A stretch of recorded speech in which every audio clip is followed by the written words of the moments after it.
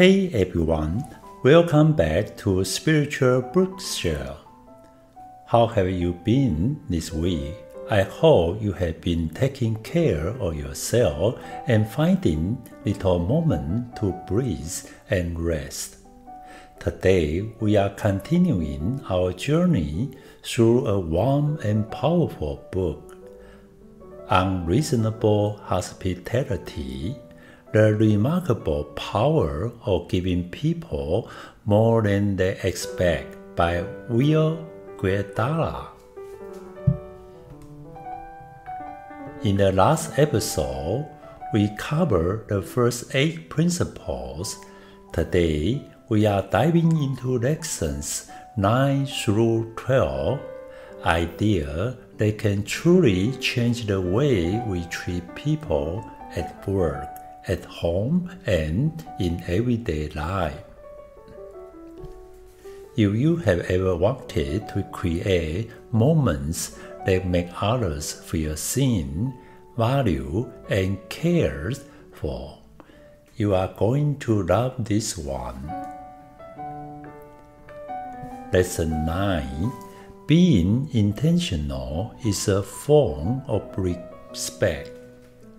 Sometimes people say, just be natural, don't try too hard, but here's the truth. In relationship, being intentional isn't fake. It's actually one of the highest forms of respect. When you take the time to understand someone, to notice their needs, or to make a small gesture of care, you are saying, you matter to me. Intentionality doesn't mean pretending to be nice. It means paying attention. It can look like this: remembering a guest's favorite drink, sending a quick encouragement text to a co-worker, asking a family member about something they mentioned last week. Each of these small actions send one powerful message: I see you. And when people feel seen, they start to trust you. Trust builds cooperation. Cooperation builds strong, lasting relationships. So it's a cycle: respect, trust, collaboration, mutual growth. Being intentional isn't about being calculated. It's about caring enough to notice. Because when you truly care, you naturally become intentional.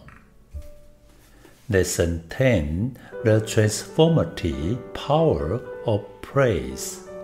Have you ever met someone who just lights up a room? Someone whose presence makes everyone feel good. Chances are that person understands the power of genuine praise. Praise isn't flattery. It's the ability to see others, to notice their effort, their thoughtfulness, their courage. When someone gives you sincere praise, your brain releases dopamine and oxytocin, the feel-good chemicals that build trust and happiness. You feel safe, valued, and encouraged. Psychologists have found that people who receive authentic praise are more likely to repeat the positive behavior that got noticed.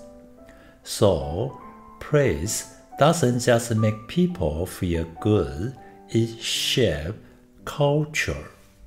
And here's something beautiful. Praising others also makes you happier. When you train your eye to look for the good in people, your heart becomes softer, more grateful, and more generous. But remember, praise only works when it's real. Instead of saying you are amazing, try being specific. I really admire how clearly you explain your idea in the meeting today. That's the kind of feedback that sticks, because it shows you are really paying attention. A genuine compliment can change someone's entire day, and a culture built on appreciation can transform an entire team. Lesson 11. Rest is a prerequisite for excellence. In a world that glorifies busyness, rest often feels like a luxury or even a weakness. But the truth is, rest isn't the opposite of productivity. Rest is productivity. Because rest restores your body, resets your mind, and reconnects your emotions. Let's break that down. Physically, rest helps your body heal and recharge. It boosts your immune system and lowers stress hormones. Mentally, rest helps your brain organize information and sparks creativity. Emotionally, rest helps you stay calm and kind instead of reactive and irritable. Think about it. How many times have you struggled with a problem for hours, only to find a solution while taking a shower or going for a walk? That's your brain recharging and reconnecting. So, if you are feeling unmotivated or stuck, it doesn't mean you are lazy. It might just mean you are tired. Rest doesn't always mean sleeping in all day. It can be as simple as taking 10 minutes to enjoy your coffee, going for a short walk, or putting your phone away for a while. True productivity comes from balance, from learning when to move and when to pause, because only those who know how to rest have the energy to create, to care, and to keep going. Lesson 12. Never stop growing. Being the best once isn't enough. This final lesson really captures the spirit of Will Guidala's message. He said, being the best once doesn't matter. What matters is staying curious and getting better every day. Winning once doesn't make you successful. It simply gives you a starting point. The world is always changing. What's best today might be outdated tomorrow. The only way to stay excellent is to stay curious, to keep learning, reflecting, and improving. This reminds me of the idea of a growth mindset.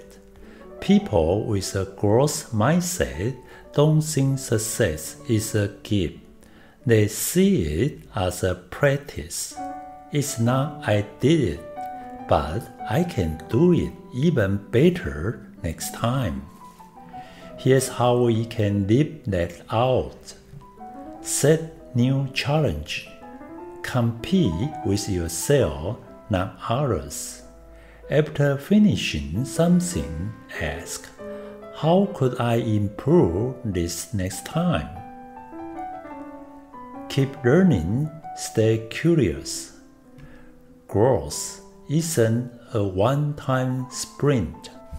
It's a lifelong habit of polishing who you are.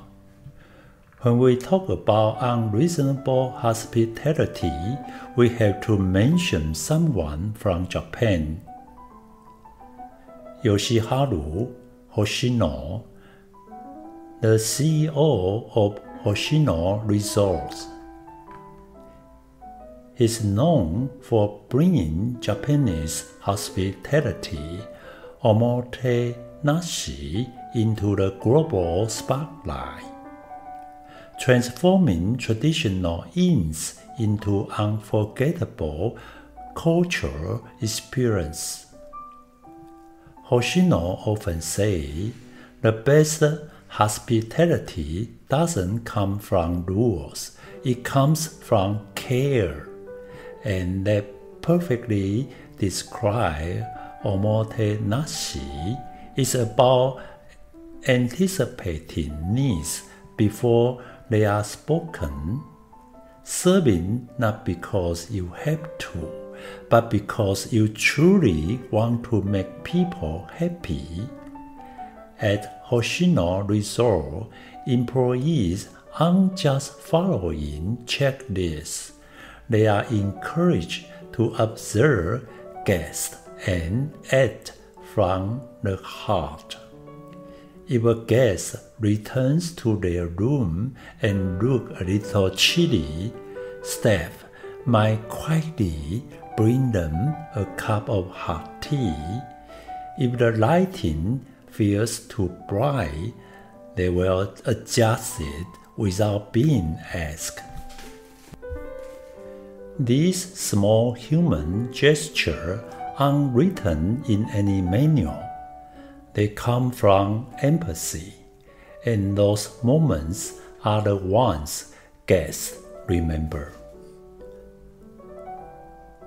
Hoshino also says, management isn't about control, it's about creating a culture of resonance. He asks his manager not just to report sales numbers, but to share what makes our guests smile today. Isn't that beautiful? Because at the end of the day, business isn't just about performance, it's about people. And like Will Guidala says, guests may not always tell you what they want, but they can always feel when you truly care. So, which idea spoke to you most today? Was it the respect that comes from being intentional, the power of praise, the reminder to rest, or the courage to keep growing? Whatever it was, I hope it leaves a gentle reminder in your heart that hospitality isn't just for hotels or restaurants. It's a way of living. When we care deeply, notice others, and keep growing, we make the world just a little bit warmer. If you enjoyed today's episode, please subscribe to Spiritual Bookshare and share it with someone you love to care for. Maybe a friend, a coworker, or someone who needs a little reminder that kindness still matters. Thanks for listening. Take care, and I'll see you next time.